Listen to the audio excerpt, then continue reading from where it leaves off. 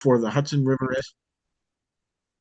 Okay, great. Jim Katz works for the Hudson River Estuary Program at the DEC in New Paltz as the road stream crossing implementation specialist. And his responsibilities include providing technical support and outreach materials to partners to improve aquatic connectivity through culvert right sizing and dam removal and tributaries of the Hudson River. So Jim has a master's of professional studies in environmental science from the State University of New York College of Environmental Science and Forestry, and a bachelor's of science in biology from the State University of New York at Cortland. So Jim, I want to say thanks very much for presenting today. And if you can, before you get started a little bit, how did you get started in stream crossings?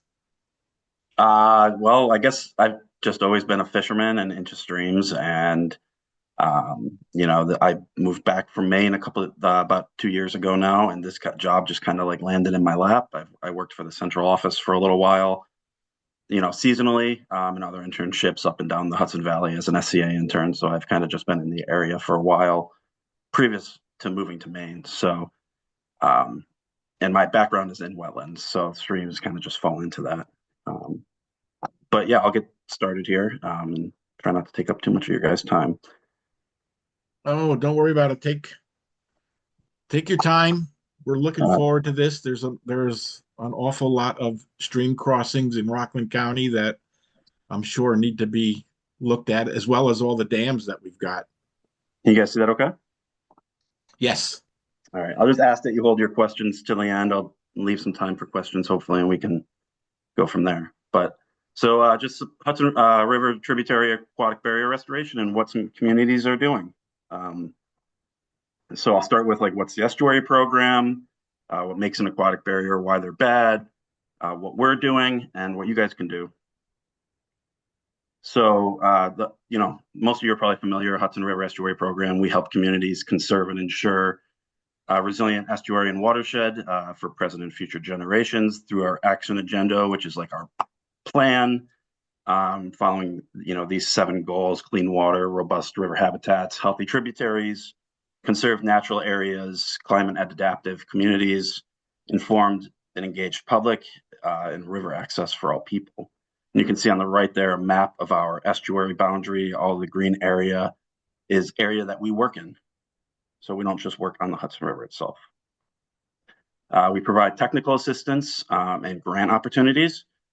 So, technical assistance can vary, from a wide variety of things: natural resource inventories, open space planning, watershed planning, like trees for tribs, streamside riparian buffer plantings, dam removal. These are just a couple examples, but if you guys have questions about some of the other technical assistance that we provide, feel free to reach out to me, and I can connect you with the right person if it's not within my scope of work.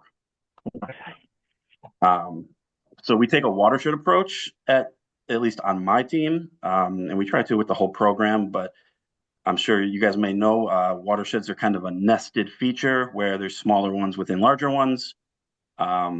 And on our team, we work on water quality monitoring, aquatic barrier restoration, riparian restoration, watershed planning, and education and outreach. And we just try to work in a way where we realize that working on a specific project may have effects upstream and downstream, and that you can have a larger effect with a small project and vice versa. So I'm going to be talking about barriers, but what I'm not going to be talking about is natural barriers. So beaver dams and waterfalls, these are natural features that ecosystems have evolved around, and beaver dams specifically are much more functional than a actual man-made dam. They retain a lot of the stream function. Water moves through them. Fish and other organisms can pass through them, and they're pretty temporary relative or comparatively to a man-made dam. So a big storm can come through and wipe them out pretty easily.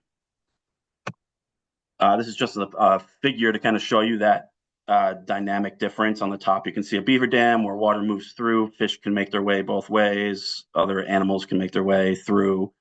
And the sediment doesn't get as trapped as it would with a concrete or solid man-made dam, but just to show the pretty dynamic dress differences. So culverts, what are they? You know, a culvert is anything under 20 feet in span, so from bank to bank. Technically, it's 19.6 feet according to the DOT, but we stick with 20 feet, and their main purpose is to pass water under roads. And you know, anything over 20 feet is a bridge. So it doesn't take much to make a barrier. They're often caused by misplaced or misaligned or undersized structures. You know, when this happens, the water velocity changes and the depth changes. Water often comes through the structure a lot faster, resulting in scour, unpassable flows, and then free falls at the outfall, and then lack of natural stream bed, oftentimes, as you can kind of see in these pictures. So the idea is to like keep the structure invisible to the ecology and biology of the stream. So fixing these is important. You know, the streams are organism highways, not just for aquatic organisms, but also for terrestrial organisms. And mitigation restores these pathways. Dams and poorly installed culverts act as roadblocks, as I've mentioned.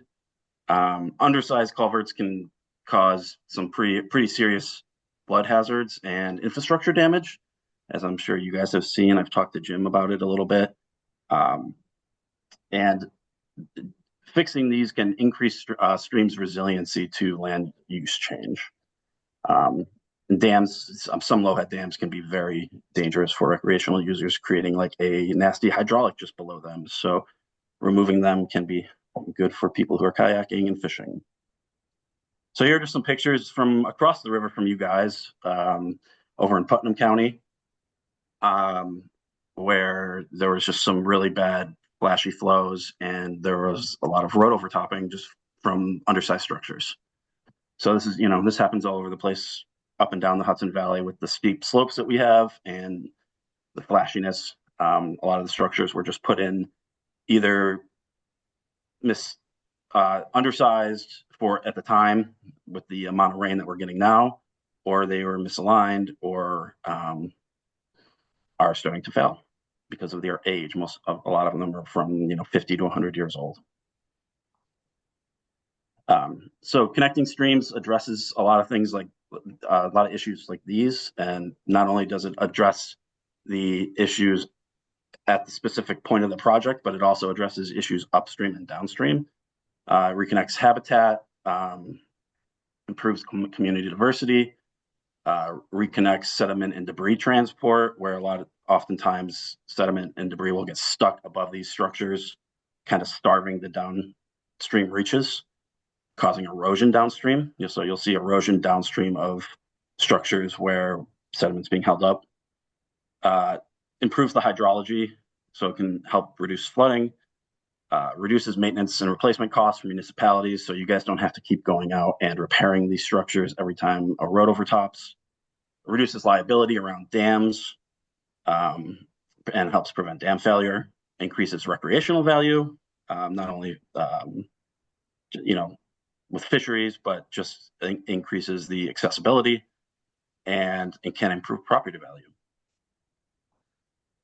So when assessing culverts, we use a protocol formulated by the North Atlantic Aquatic Connectivity Collaborative, or NAC, which is just a group of people from different organizations across the Northeast, and it's actually expanding really quickly throughout the rest of the country.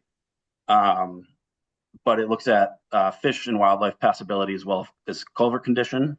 And then we take this data and run it through a model developed by Cornell to help analyze max passable storm. So we can help determine which culverts need to be replaced because they're a flooding concern, which most of you know locally, but to preemptively do that. So just again, some of the technical support that I provide specifically, we share and interpret data. We have the culvert Cornell culvert model, which I think Rockland has most of its data already run through. And I think Brianna has been in touch with Jared, who is our hydrologist at Cornell that does a lot of this. We develop and deliver outreach and education such as this, and help fund priority projects through our grants program. So the map here you can see is all of the area assessed, all of the culverts, the municipalities who have their culverts at least 50% assessed. So many of these have an inventory or some kind of road stream crossing management plan as well. But this is just kind of an idea as to where we've been working with regards to culvert assessment. So this is another map showing those specific municipalities with a plan or design or plan or inventory that we have funded. So you can see down at the bottom, Rockland County, all of your culverts have been inventoried. As of right now, as we have not helped fund any designs along with those inventories. Now, what we've been doing with road stream crossing management plans is kind of requiring in our grant that a couple designs are included. That way we can kind of skip a step in the process, which I'll talk about here in a second when it comes to replacing them.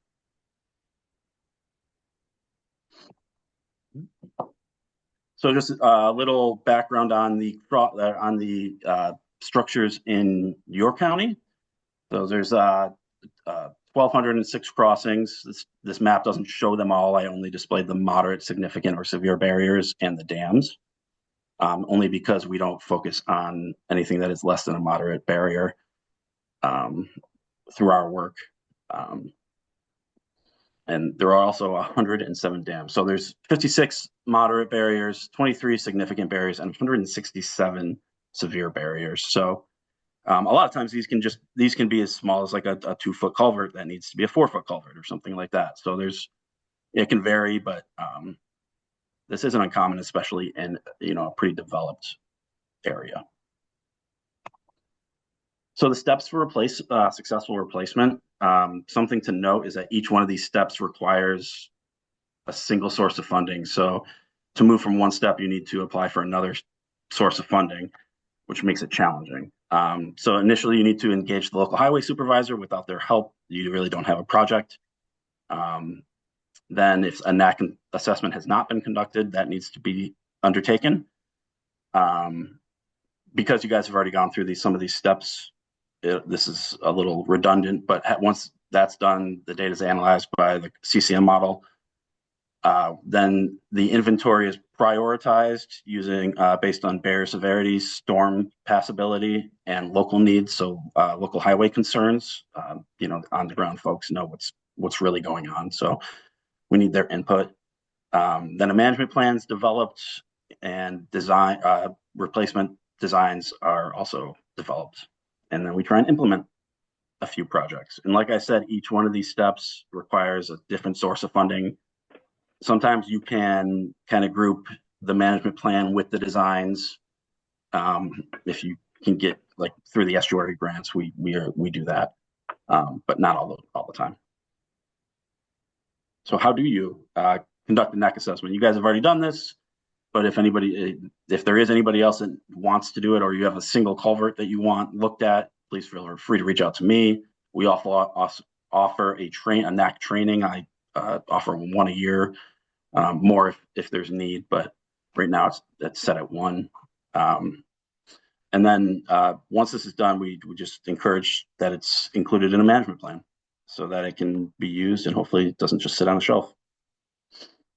So developing the management plan, working with local partners and such as soil and water conservation districts, Trout Unlimited, CCE, to kind of alleviate some of the staffing need if needed. Looking at our grants, our tributary and stewardship grants, help fund management plans and designs. So that's something to keep an eye out for. And then other sources of funding can be found on the DEC website using the funding finder tool. So developing designs, depending on where you are, it may require a physical engineer stamp. Not always. Some municipalities can get away with just hand design or hand sketch design. Like I mentioned, we help fund these.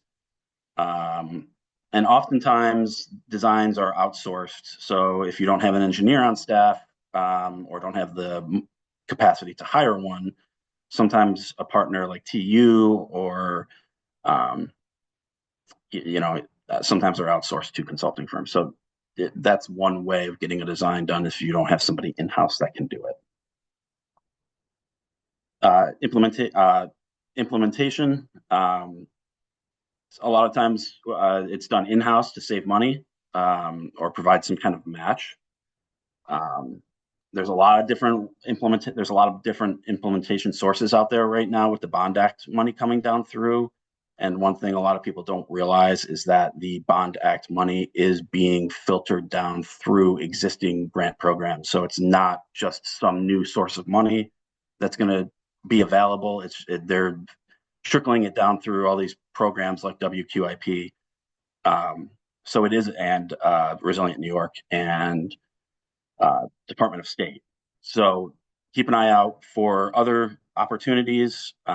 Bridge New York is another one. U.S. Fish and Wildlife Service, NOAA, and NRCS often have annual opportunities. Removing a dam, I kind of left this till the end because it's a little bit of a bigger undertaking. It's very similar to a culvert restoration, except you have to have a willing landowner or multiple willing landowners at times, which can be kind of the biggest setback, or if there's other community resistance to the project. Ongoing maintenance and repair of a dam is much more costly than over the long term than removal. And a recent study has shown that in the Hudson Valley, there can be up to 4 to 12 times as many unregulated or unidentified dams, in our watershed. So there's the New York State Dam Inventory, which has the regulated dams mapped on it. But then there's also all these unused abandoned dams as well that are not identified or mapped. So to do this, to remove something like this, coordinate with a partner in the DEC to find funding. They're much more expensive projects, but they are not impossible or unfeasible. So just some projects that we have, helped fund. These are all the stars here are designs that we've helped fund. They haven't all been implemented yet, but we haven't done a lot of work down in this part of the watershed. So that's something we're trying to do. And but just to give you an idea, all of the white dots are assessed culverts, and the red stars are just designs that we've helped fund. So if you have a question about your watershed, please feel free to reach out to me. So just some future work ideas with current funding that's available. Revisiting your inventories, your road stream crossing inventories with the highway department to start developing designs if you haven't, and kind of keep an eye out for our grants, which should be coming out this year at some point. We expect another annual release. Looking at the Resilient New York studies, if there's one in your watershed, I've listed the ones here that are in Rockland County or partially in Rockland County, and just a couple of project ideas. These aren't, I just pulled a couple out that I saw. They may not be priorities at this point, but Resilient New York has a grant opportunity right now where they're looking for large projects that are identified in their studies. And it's a 10% match. I'll talk about it in a second, but this isn't a comprehensive list. There are other project types in these studies, including channel restoration, floodplain reconnection, and just like other H&H studies and kind of like property buyouts too. And then another idea would just be like Stony Point Dam, which is a dam that's kind of come up in our conversations about removal. So just some future work ideas if you haven't been thinking about it, because there is money out there right now for this type of work.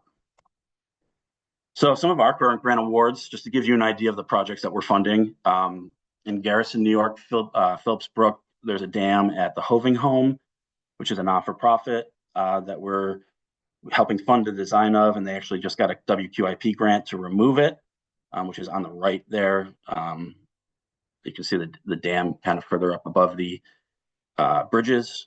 The town of Phillipstown, right below this, we're actually helping fund a design for a culvert replacement as well. So below the dam picture is a culvert, literally a culvert right there, an old arch, stone arch culvert that we're going to help design the removal for, or replacement for, excuse me. Town of Red Hook, we're funding 2 culvert designs right now, and the town of Milan as well. We also have a design. So you can see these aren't like massive structures. We help fund all structures of all size, the replacement of all sizes, but they are priorities. In the town of Copake with Trout Unlimited in 2020, this was another structure that was upsized, and in the town of Ankrum below that, that was one that was kind of upsized much more drastically because of the flows they were having. And on the right in the city of Newburgh, Strooksfeld Dam, which was removed. I like that picture. It's like a nice sequence. You can see the dam there, and then during construction, and then that's actually a picture of the free-flowing stream, I think only a couple months after, and they were seeing fish swimming up that. So Haddock Hill Road, these are just some pictures of work we've done specifically with Trout Unlimited. This was in Chatham, restored 0.75 miles of stream. You can see there, it's a much more open structure. Same thing here, addressing these perched culverts where there's a drop, a clear severe barrier. And also, that often tends to make those scour pools a lot worse too. Another one here in Ghent on the Claverack Creek, or a tributary to the Claverack, which opened up 3.8 miles. So just really making, trying to make the culvert or the structure invisible to the stream. And other partners to consider for help if you don't have the capacity to do everything on your own. So watershed groups, CCE, Soil and Water Conservation District, Trout Unlimited, like I mentioned, and just private consultants. They're a little more expensive, but they can help get the work done. Our grants, so we have 4 different categories: local stewardship planning, river education, tributary restoration and resiliency, and river access. My work falls in the tributary restoration and resiliency and the local stewardship planning. And like I said, we anticipate a new round of funding this year. Normally the grants are announced in spring, so keep an eye out. Like I mentioned, there are also other opportunities because of the Bond Act. So the Resilient New York funding, which closed, these both close on June 6th. And they're actually 3 separate grants, but if you apply for one, you apply for all 3. So that's something to note, which doesn't always happen. So they're kind of bundling these and making it a little easier for applicants. The match is only 10% for these 2, which is a lot lower than most grants. Normally it's like 20, 25%. And just take a look. Like I mentioned, the Resilient New York ones are looking for projects specifically called out in the Resilient New York studies. The eligibility for the Department of State grants is a little different, so make sure you take a look at that on their website. There should also be another annual round of WQIP funding coming this year as well.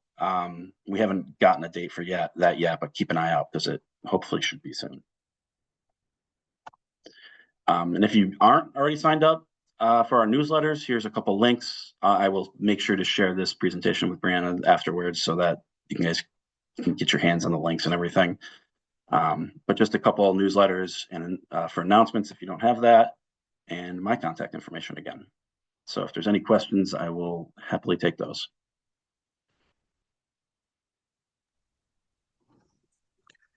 Thanks, Jim.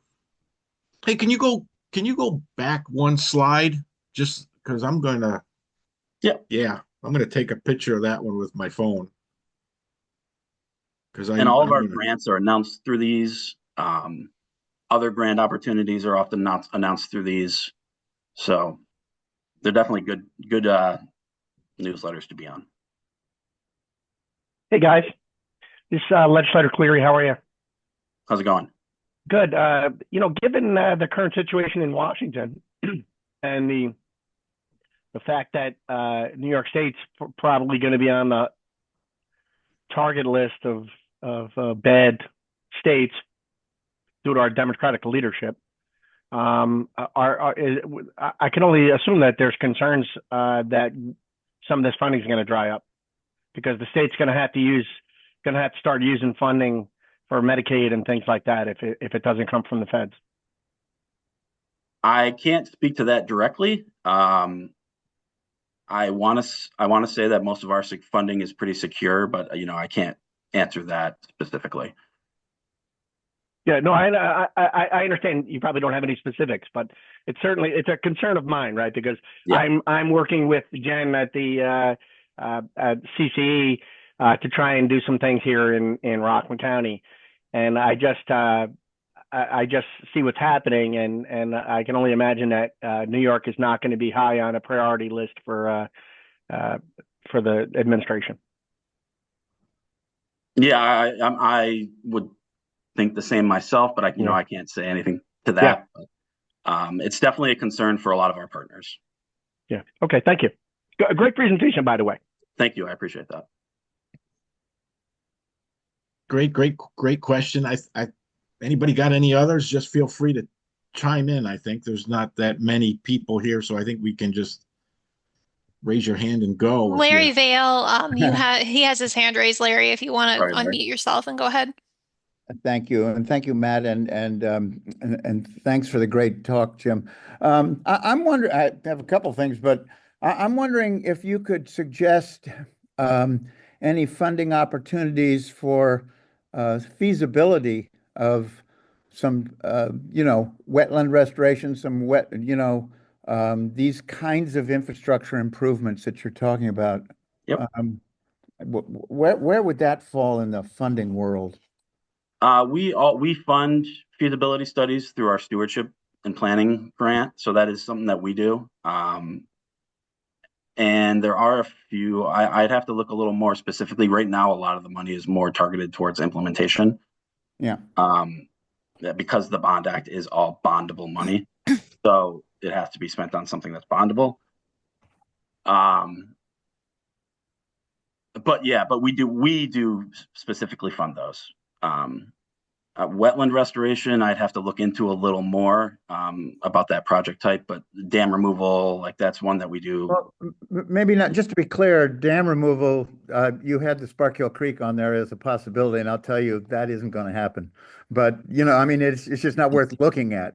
Yeah. But there's a lot of other things that could be done, more on the culvert side, more on the flood control side, and need to be done and have to be done.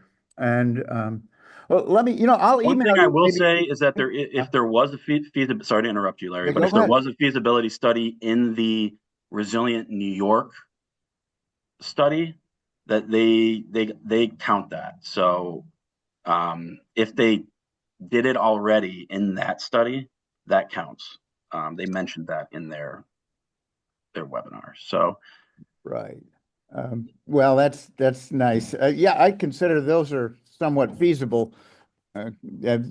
Anyway, I'm also wondering, I don't think that we're alone in that it's nice to recommend culvert replacements, and I think that there's some great work being done there. But in reality, you see one, you say, why hasn't it been replaced? And people just say, well, it's just impossible to do what is recommended. In other words, the right sizing will never be right. So what are the options for other kinds of flood control measures that are outside of that? Where does that fall in more detention, more infiltration, more all of the above, to restrict flow, not to make it wider? I think you kind of hit it right there when you said it, is kind of looking for those other options up and downstream, and it's going to be super site specific, depending on where you are in the watershed and what's available and what can be done, you know, sometimes there's nothing that can be done.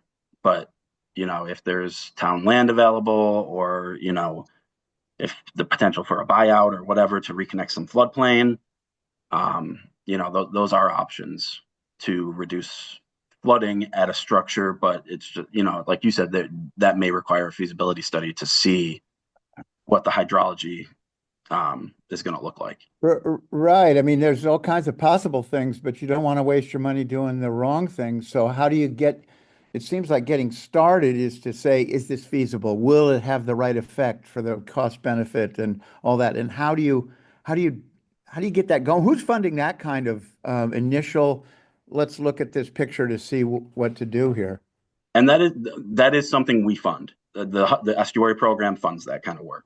The stewardship? Yep, the local stewardship planning grant.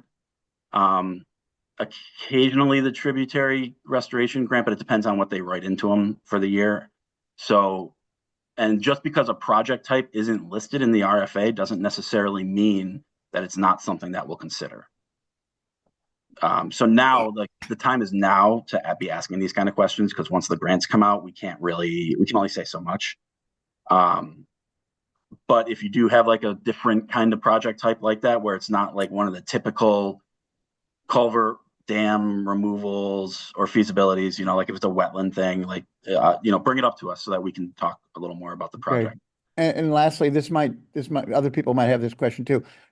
I know the stewardship is coming up. Will it have, do you think you know, usually they say, okay, we're focusing on these things this year. Do you think it's going to remain about the same, or anything new coming up that you know of? I'm not sure if they've changed anything. But like I did say, just because there is that list, that you're not restricted to that. You know, we hope people will come in and bring us new ideas. That way, you know, that we can fund some other stuff. But yeah, those are just like a list of ideas to help people out. So thank you very much. No problem. I have a comment. This is Jen Zanino-Smith at Cornell Cooperative Extension. I'd just like to say that you can find pretty much any funding you want. When you had listed the New York State DEC Fund Finder, it was on one of your slides. So yep. Larry, you had mentioned like wetlands. You could use that Fund Finder and sort for almost anything. It's really, truly an amazing tool. And it will not just tell you what you're looking for, it would also tell you who can apply. So it really is an amazing tool. I have it on our webpage. Also, Larry, or you both had mentioned the New York State Resilient Studies, and there have been some resilient flood studies done in Rockland, and you can get to them from underneath my email signature. I have a folder where those studies are kept. But yeah, it does make you more, you know, eligible for certain grants. And it also makes you score better. Yes, yes, so that's something to keep in mind, is when you have a previous plan, like if it's Resilient New York or a road stream crossing plan, or a lot of grant criteria look at that and say, oh, well, this project was called out in a plan, and sometimes they give extra points for that. Yeah. Thank you. Thank you, Jen. Mm-hmm. Yeah, good info. Anybody else? If not, Jim, I got a couple questions. I just wanted to make a comment real quick on that. So the Rockland County Soil and Water Conservation District kind of led the inventorying of all of the culverts in Rockland County. So when Jim was showing that map of, you know, all of Rockland, all 5 towns, you know, were inventoried, we used that NAC database and, you know, pretty much got a whole lot of them. You know, I'm sure there was a few that were missing that either weren't in the database or we just couldn't access them. But if anyone, you know, has any questions about some of those structures, you could also reach out to me and I can help. You know, we're still working on full inventory documents for 2 towns in Rockland, but all of the data has been collected and it is available on that NAC database. Matt? Go ahead, Jim. Yeah, just to support that, Orangetown was the first one to participate in that. And recently we got 2 Bridge New York projects And I believe that helped a great deal in getting those. One was Mountain View Avenue on the Sparkill Creek, and that was just upgraded to 1.9 million. And we have one on the Muddy Brook in Pearl River, was a $2.9 million project. But they had originally generated information related to the program you're talking about. Thanks for that, Jim. And I know Larry, I know he's got another one on 303, which would like to be very much involved in. Amen. Yeah, great work. Great work, Brianna and Jim. Matt, I will just take 1 second to introduce Neil Batez. He's our new climate team coordinator. He was able to jump on the meeting today. I asked him to join if he had a second, but I don't know if you want to say anything real quick, Neil. But I just figured I'd give you a quick second. Yeah, hi, introduce myself. Also, I wanted to point out that the grants that Jim mentioned earlier, if you have an LWRP plan, you're eligible for some of those grants as well. And so that includes, I think, the Village of Havistraw, Nyack Village, and Stony Point. And they're also disadvantaged communities, and there's a priority for funding them. And so they should look into their LWRPs, and that means they're eligible for some of these grants. So, this money is going to be coming out for the next 5 years. And as you all know, it's hard to get grants. And so you might as well start applying now and, keep applying. But our job on the climate team is to make municipalities more climate resilient.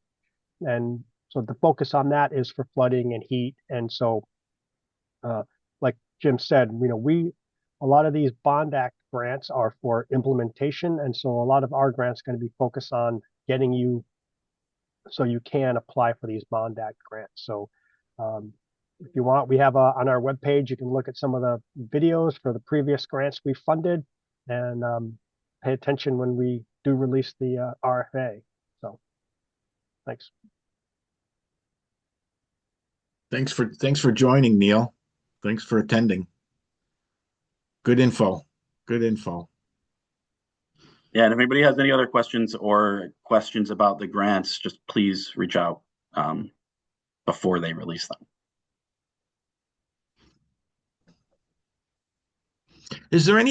Jim, I was taken back by that picture you showed with all the culverts in Rockland County. I mean, there's hundreds. So I guess a two-part question: how many of them are bad? I mean, just because they're a culvert doesn't mean they're bad, I'm assuming. And then maybe some of I wonder if there's anything that you could temporarily put in some of these culverts. Let's say if the outfall is above the water level, or are there any kind of ramps that can be installed to let fish migrate upstream?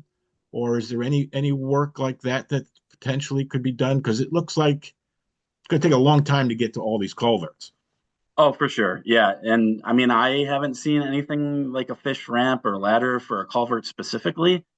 A lot of times, you're kind of throwing money at something that's just going to get washed away anyway. Like a big storm comes through, and the problem with those culverts is they're oftentimes not sized properly. So like the water comes down through the watershed there and then hits the culvert and then comes flying out 2 to 3, 4 times as fast as it should, it does at the top. So the velocity of the water coming out at those structures is the issue. So not only maybe a fish might be able to get up that ladder, but then there's no stream bed in the structure, or the water is moving too fast in the structure for the organism to even move through it. So I see I understand. Yeah, there's a lot of problem culverts out there. But right now, at least, addressing them one at a time is kind of the only way. But I mean, with dams is another thing. Like they do use fish ladders for dams, and that is an option. But removal is the best the best option for the stream. So. With speaking to dams, who is responsible for the maintenance of the dam? Is it do the property owners have the responsibility of the maintenance? Yes, I believe it is the property owner. It's the owner of the dam, so whoever owns the dam. Okay, because that seems like it would be a big. So it can be occasionally it can be multiple property owners. So. Right. Yeah, that seems like a very interesting situation too, because I would assume too that most of the dams have created ponds of some sort upstream from them, and I don't know whether the property owners would be more happy maybe with having more land as in a stream running through it as opposed to a pond, but I don't. That seems like a very hard one too to try and get rid of that. That's why those projects can take so long sometimes, is because of the community and involvement that can come up, whether it's landowners on the impoundment or just community members who use the impoundment, or people who just have a stake in the structure historically. There's a lot of different reasons why people may object to the removal. Right. So all this also sounds very expensive. Jim was just saying millions, multi-millions sometimes. Is there, what's the average cost to remove? Is there such a thing as an average cost to remove a culvert? Maybe Scott can answer that one a little better, but all of the dam removals I've seen have been at least $1 million. So the smaller ones can be a little less. That's not entirely true. Scott, were you about to say something? Well, hi everyone. Scott, I'm on the phone here. We have funded some projects that have been a couple $100,000. Like we just finished one on Sprout Brook, which is over near Peekskill, and that turned out to be a little over $200,000 total. That included the planning and engineering up front and the removal construction, excavators in the stream. So if it's a small dam with a small impoundment, they can be a lot less. But when you start getting into larger dams, yeah, the cost can go up for sure. Thanks, Scott. And Scott too, or Jim. What's the time frame in this too? This seems like if someone had the idea today of let's remove this culvert, how long does it take to get it done? That can vary. With a culvert, it depends on how quick they can get a hold of the funding, or if they can do it if they can do it all themselves and they have the materials on hand, they could probably do it within a year if they can get the permits and get in there and get in and get out. But if they need to get all the funding, they need to design it and get funding for it just kind of depends on where they are and the capacity that municipality has. But it can take a couple of years. 2 to 3 years. If it's a dam removal, I would say it can be a few years. Yeah, a few years of work. Some of them may take longer. Some of them I'm still waiting. Yeah, it sounds like a complicated process. I mean, I think the key, just to say one more last thing. I think the key is to find a partner that understands and who can navigate some of this for you on behalf of a project. And there are organizations, including your own county government, Soil and Water, that can help navigate. There's also, I think, Riverkeepers on the phone. Hudson Valley Stream Conservancy, they've been involved in removing dams. I'm not sure if we're talking about culverts or dams, but there are organizations that can lend a hand and actually be potentially even an applicant. So I just wanted to add in. So I think historically, people often thought of the culverts and doing these projects as like pro-nature, but we're beginning to realize with the increases in the extreme weather events that these are actually about flooding as well. And so we say, oh, it's going to cost a lot of money, but eventually these culverts are probably going to wash out. as we're getting more and more extreme events. So they're going to have to be replaced at some point, and so they should be replaced with the right size and done the right way. And you're going to solve future problems. And it's not just about the fish. This is about the residents in the community as well. So that's something to think about.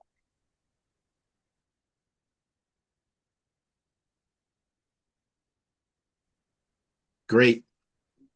Yeah. Does anybody else have any questions for Jim or Neil?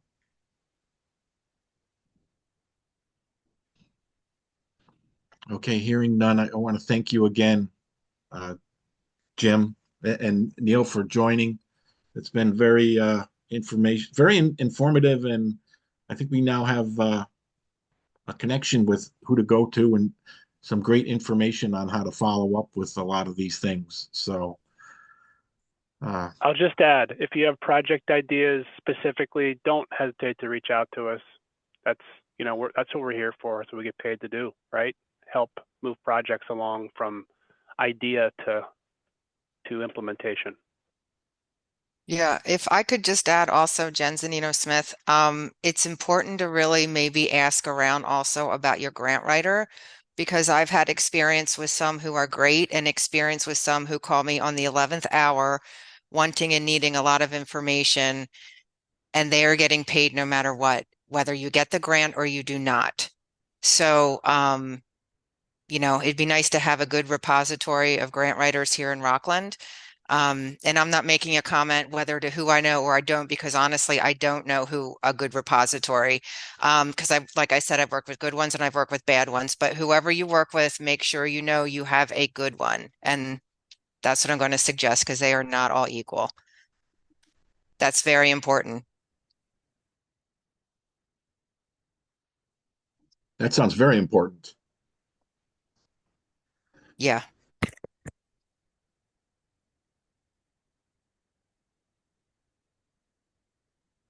Well, great. Again, thanks very much. Unless somebody else has anything they'd like to add. And again, this is recorded, so if somebody wants to come back and look at this, more than welcome to. Just go to the website. Tali, all set. Brianna, I think we're ready to. We'll move forward with our meeting. So